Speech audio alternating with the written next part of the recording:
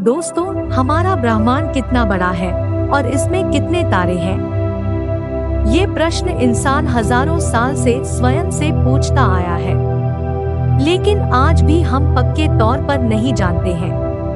और इसका कारण है हमारे ब्रह्मांड की विशालता। ये इतना विशाल है कि हम इसके आकार का कल्पना नहीं कर सकते। और समस्या सिर्फ यही नहीं है। जब चुनौती ब्रह्मांड में मौजूद सभी तारों की गिनने की हो, बल्कि ये भी है कि हमारा ब्रह्मांड फैल रहा है।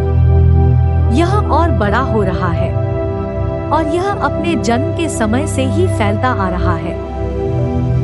तारे भी जन्म लेते हैं, बड़े होते हैं, और उनकी भी मौत होती है। इसलिए इसका एकदम सटीक उत्तर दिया भी नहीं जा सकता। कुल ब्रह्मांड में कितने तारे हैं, ये निर्भर करता है कि इसे आप कब देख रहे हैं और इसके कितने बड़े हिस्से को देख सकते हैं। क्योंकि आज तक के विकसित किसी भी टेक्नोलॉजी से हम पूरे ब्रह्मांड को नहीं देख सकते। ब्रह्मांड के बारे में हम जानकारी जुटाते हैं ब्रह्मांड के दूसरे हिस्सों से आने वाले प्रकाश और दूसरे विद्युत चुंबकीय तरंगों का अध्ययन करके। लेकिन ब्रह्मांड का एक बहुत बड़ा हिस्सा फैलकर हमसे इतना दूर जा चुका है, जिससे वहां की प्रकाश हम तक आ ही नहीं सकता। इसलिए हम न तो उसे देख सकते हैं और न ही संभवतः समझ सकते हैं। ब्रह्मांड के जिस हिस्से को देख या समझ सकते हैं, उसे हम ऑब्जर्वेबल यूनिवर्स कहते हैं। कई वैज्ञानिकों का मत है कि जिस ब्रह्मांड को हम देख और समझ सकते हैं, वह दरअसल ब्रह्मांड का एक बहुत छोटा हिस्सा है। उनका मानना है कि ब्रह्मांड अनंत है, इसका न तो कोई आदि है और न ही कोई अंत। लेकिन जिस ब्रह्मांड को हम देख और समझ सकते हैं, वह कितना बड़ा है, उसमें क्या सब है और उसमें कुल कितने तारे हैं। आइए इसको जानते हैं।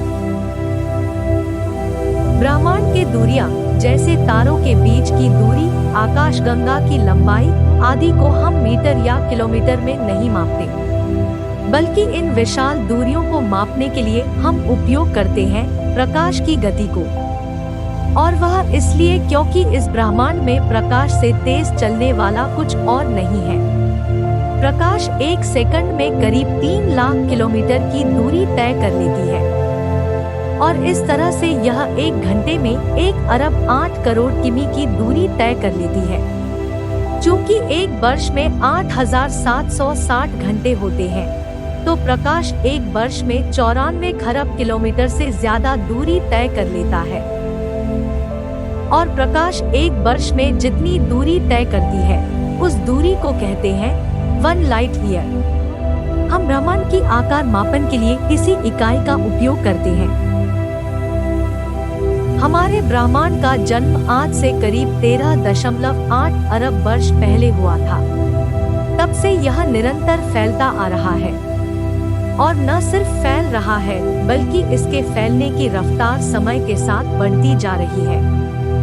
हमारे ब्रह्मांड के उस हिस्से को जिसे हम देख और समझ सकते हैं, कि एक छोर से दूसरे छोर की लंबाई लगभग 93 अरब लाइट ईयर है।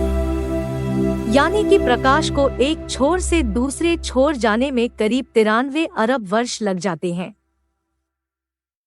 और यह दूरी समय के साथ बढ़ती जा रही है, क्योंकि पूरा ब्रह्मांड ही फैल रहा है एक अज्ञात ऊर्जा के वजह से, जिसे हम डार्क एनर्जी कहते हैं। ब्रह्मांड का जब जन्म हुआ था तो इसमें कोई तारा नहीं था। ब्रह्मांड बहुत गर्म था, और वह सब कुछ जो आज अस्तित्व में है सिर्फ ऊर्जा के रूप में था। जब ब्रह्मांड समय के साथ धीरे धीरे ठंडा होने लगा, तो ऊर्जा कणों में बदलने लगे, और इस तरह से पदार्थों की उत्पत्ति होने लगी। ब्रह्मांड के जन्म के करीब 20 करोड़ वर्ष बाद पहला तारा बना, फिर ये तारे गुच्छे में इकट्ठे हुए और आकाशगंगाओं का निर्माण होता गया। इन तारों को हम फर्स्ट जनरेशन स्टार या पॉपुलेशन 3 स्टार्स कहते हैं। ये आज के तारों के तुलना में ज्यादा विशाल होते थे, लेकिन इनकी उम्र कम होती थी। हमारे डीएनए में पाए जाने वाला कार्बन खून में पाए जाने वाला आयरन और हमारे हड्डी और दांतों को बनाने वाला कैल्शियम इन्हीं तारों के गर्भ में बना था। और जब ये तारे मरे तो ये तत्व ब्रह्मांड में फैला दिया, जो बाद में हमारे अस्तित्व में आने का कारण बना। इसीलिए भी कहते हैं हम वास्तव में स्टार डस्ट से बने हुए हैं। हम एक कॉस्मिक और आध्यात्मिक प्राणी हैं। आज के तारे भी इन्हीं तारों के अवशेषों से बने हुए हैं। इस ब्रह्मांड में तारे अलग अलग हर जगह समान तरीके से नहीं सजे हुए हैं और ना ही किसी छोटे मोटे चमचमाते सितारों की तरह है। तारे गुच्छे में पाए जाते हैं, ठीक वैसे ही जैसे अंगूर के पेड़ में अंगूर के गुच्छे होते हैं।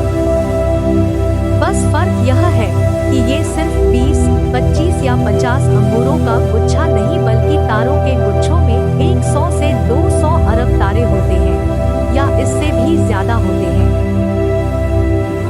इन तारों के गुच्छों को हम गैलेक्सी कहते हैं और जिस गैलेक्सी में हम रहते हैं उसे कहते हैं आकाशगंगा। इस ब्रह्मांड में करीब 100 अरब गैलेक्सी है और इनमें से प्रत्येक गैलेक्सी में अरबों तारे होते हैं। इस तरह से हमारे ब्रह्मांड में करीब 10 खरब तारे हैं। ये संख्या है 1 के आगे 24 जीरो। हमारी गैलेक्सी में करीब 200 अरब तारे हैं जो किसी चक्र की भांति अपने अक्ष में घूम रही है।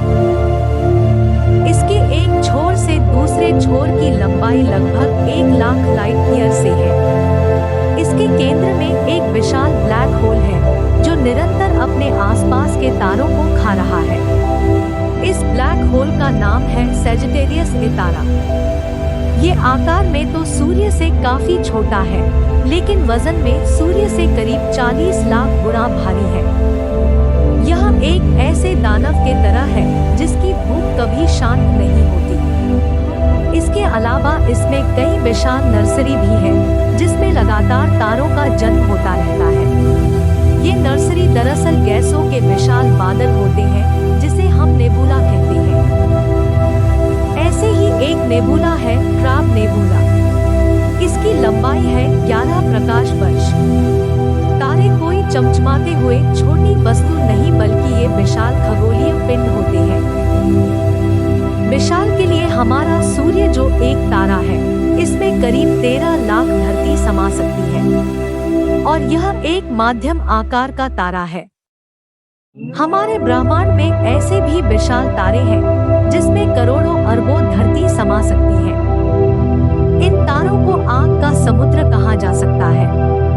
इन तारों के केंद्र में न्यूक्लियर फ्यूजन रिएक्शन के जरिए विशाल मात्रा में ऊर्जा पैदा होती रहती है और यही ऊर्जा हमें धरती पर सनलाइट के रूप में उपलब्ध होती है। यही धरती पर जीवन को प्रवाहित करती है, यही हवाओं को चलाती है, यही पौधों को जीवन देती है, यही बारिश लाती है, यही जीवन चलाती है। ये ब्रह्मांड अनोखा है, विशाल है और रहस्यमयी है। ब्रह्मांड का अंत कैसे होगा, इसे देखने के लिए अमेजिंग फैक्ट्स पार्ट 8 जरूर देखें। आशा है आपको ये वीडियो पसंद आया होगा। ऐसे ही रहस्यमय एवं रोचक जानकारियों के लिए हमारे साथ जुड़े रहें और चैनल को जरूर सब्सक्राइब करें।